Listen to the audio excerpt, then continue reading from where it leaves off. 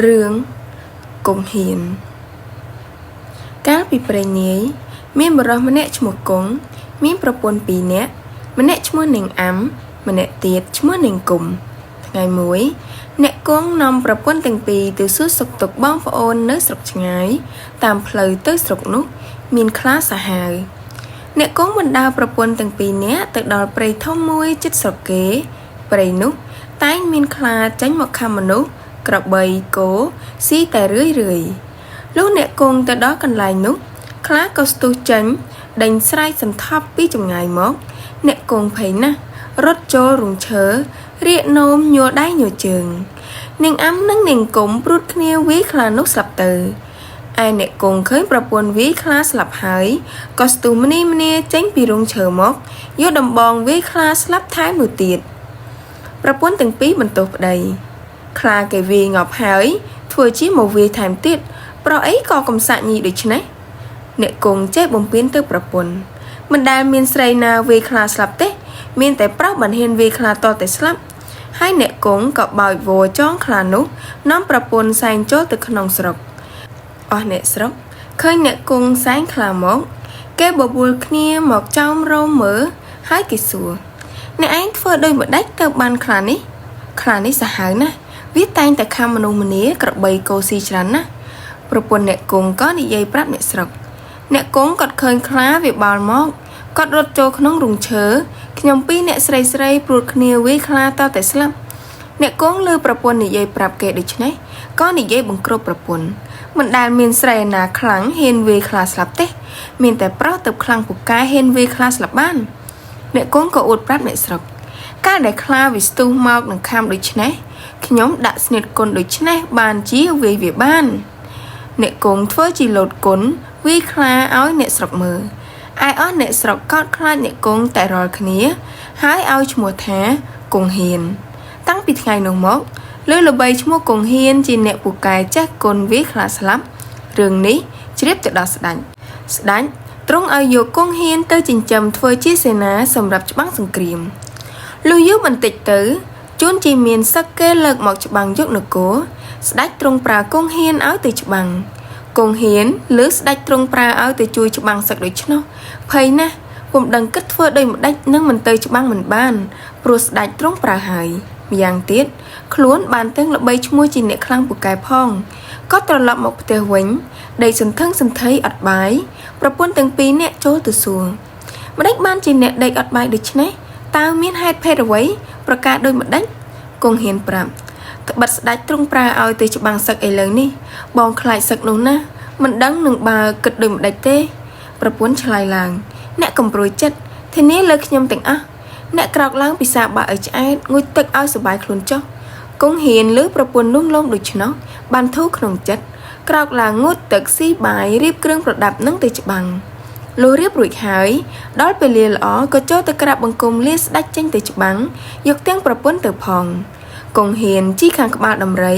ប្រពន្ធជីខាងក្រោយមានរែពលហាយហោមអមមកក្រោយផងជាក្បួនតបត្រៀបត្រាពេះពេញលុះទៅចិត្តខ្មាំងសត្រូវមើលឃើញច្បាស់ប្រកបគង់ហ៊ានភ័យណាស់លេចអាចលេចនោមញ័រដៃជើងដូចគេអង្រួនក្បាលដំរីឯដំរីគិតស្មានថាគេអង្រួនឲ្យខ្លួនបោលចូលក៏ចេះតែបោលមុនរែពលទាំងអស់គ្មានអ្នកណាតាមតន់ឯខ្មាំងសត្រូវឃើញគង់ហ៊ានបំបោលដំរីចូលដូច្នោះគិតស្មានថាមេតបនេះពូកែណាស់ក៏បាក់តប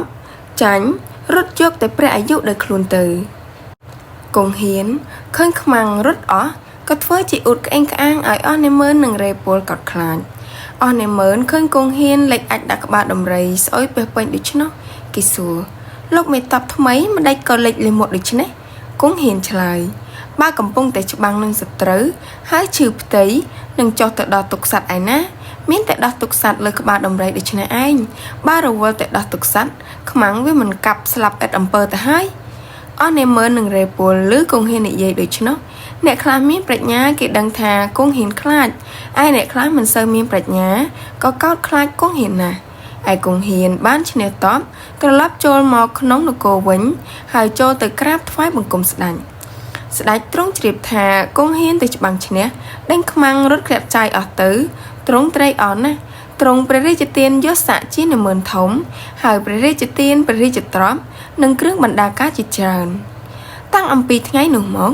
គង់ហ៊ានរឹតតែអួតខ្លាំងពូកែក្អេងក្អាងឡើងទៀតលុះក្រោយមកទៀត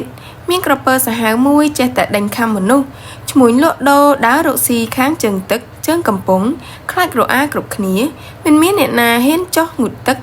ឬដើរទុកសោះអស់រះពិបាកចិត្តណាស់រឿងនោះក៏ជ្រាបទៅដល់ស្ដេចទ្រង់ត្រាស់ប្រើគង់ហ៊ានឲ្យទៅចាប់ក្រពើឯគង់ហ៊ានឬព្រះបន្ទូលដូច្នោះនឹកភ័យណាស់ប៉ុន្តែមិនហ៊ានទៅតឹងព្រះបន្ទូលក៏ទទួលថានឹងយកអាសាសូមទ្រង់កំព្រួយព្រះរាជហឫទ័យគង់ហ៊ានត្រឡប់មកដល់ផ្ទះនិយាយប្រាប់ប្រពន្ធគេអើយឥឡូវនេះស្ដេចទ្រង់ឲ្យយើងទៅចាប់ក្រពើក្នុងទន្លេបិទក្រពើសាហាវណាស់ម្ដងនេះឃើញថាមិនរួចខ្លួនទេមកជាក្រពើខំស្លាប់មិនខានពីមុននៅលើគោកគ្រាន់នឹងមើលឃើញឥឡូវនេះនៅក្នុងទឹកតើធ្វើដូចម្ដេចនឹងកិច្ចរួចប៉ុន្តែស្ដេចទ្រង់ប្រើឲ្យទៅហើយមិនទៅក៏មិនបានបើដូច្នោះមានតែទៅលោតទឹកឲ្យក្រពើវាខំស្លាប់តែម្ដងទៅគង់ហ៊ានគិតគ្នានឹងប្រពន្ធដូច្នោះហើយក៏ហៅកូនក្មួយមកធ្វើជាទៅចាប់ក្រពើមនុស្សម្នាមហាជនឮថាគង់ហ៊ានទៅចាប់ក្រពើ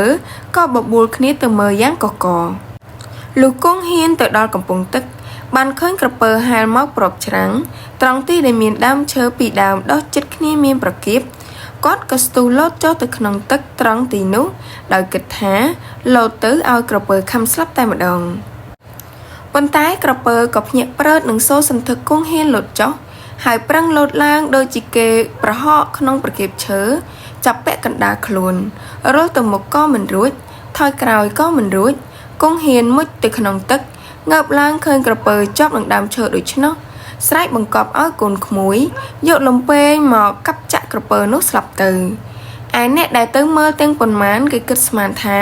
គង់ហ៊ានចាប់ក្រពើបោះមកឲ្យជាប់នឹងដើមឈើក៏កោតខ្លាចគង់ហ៊ានក្រៃពេក